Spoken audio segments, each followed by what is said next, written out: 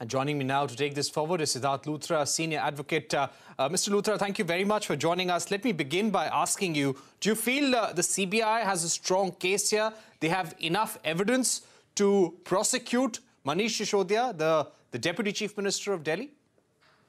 So I will answer that. The merits of the case are yet to be determined. It's a matter of investigation. The investigation is yet to be concluded against Mr. Sisodia. Has been done against certain others, but again, Mr. Sisodia, yes, has to go on. We are considering the arrest and the remand at this stage. The merits of the CBI case will be much later when the case goes to trial. Today, the issue in all such cases is that which you've had a long pending investigation, the mere allegation of non-cooperation is whether it ought to be a basis for arrest or not. And the law specifically is that in this country, we have under Article 20 the right to silence. We have the right to silence, which has been recognized by the Supreme Court as well in Santosh's case. And therefore, the mere refusal to answer or the failure to go along the lines plotted by an investigator, whether that can be the basis of arrest. My answer is absolutely not, though in practice it is becoming the norm. And that is what needs to be considered in this case and in every other case. Right now I'm given to understand that there is a prayer for remand which is pending, and that will have to be considered, which is by the judge who has heard and reserved the orders on his own merits.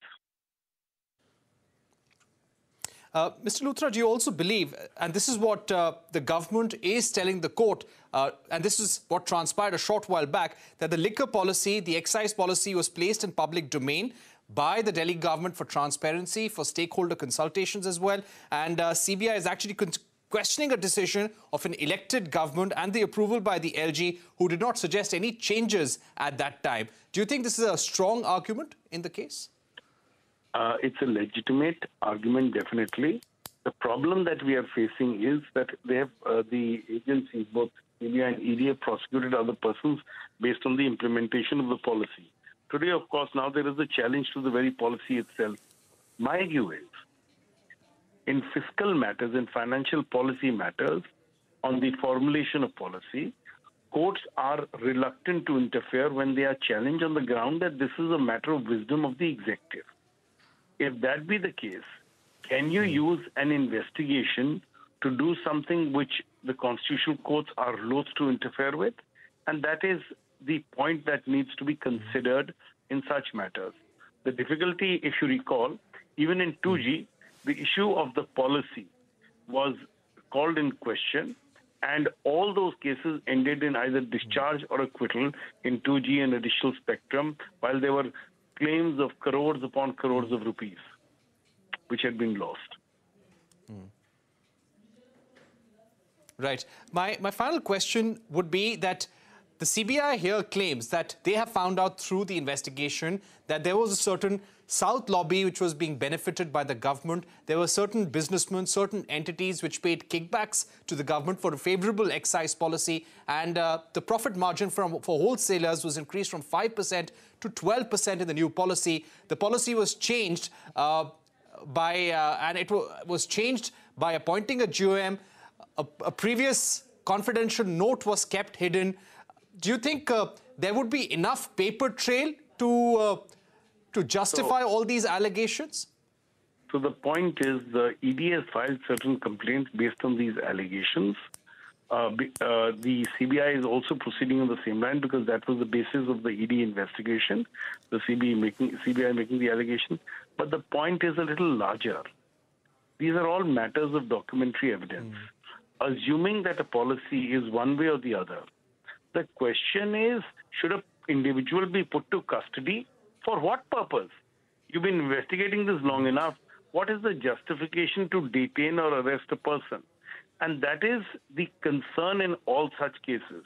I must also point out that it's not that the agencies have not arrested other persons in the past, but if you've had this ongoing for over a year, what is it that has made the investigator in CBI feel that now there is an emergency which calls for arrest?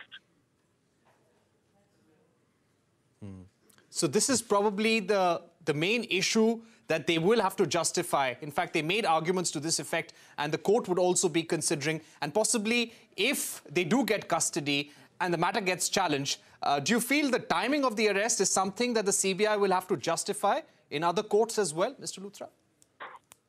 Of course, they'll have to justify the timing or the basis of the arrest.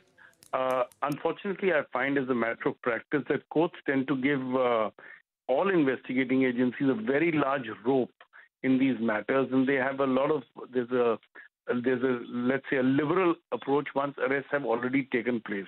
The focus is then on police custody and judicial custody remand and how to minimize it, and the issue of arrest is not really being dealt with by the sensitivity it requires to be done. If you recall, in Munawar Faruqi's case, a division bench of the Supreme Court had granted him interim bail on the ground that the arrest was illegal.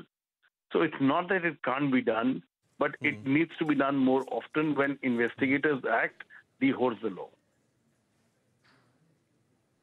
All right. Mr. Sidharth Luthra, thank you very much for joining us with your views on the arrest of Manish Sisodia and the proceedings that have taken place in the lower courts as of now.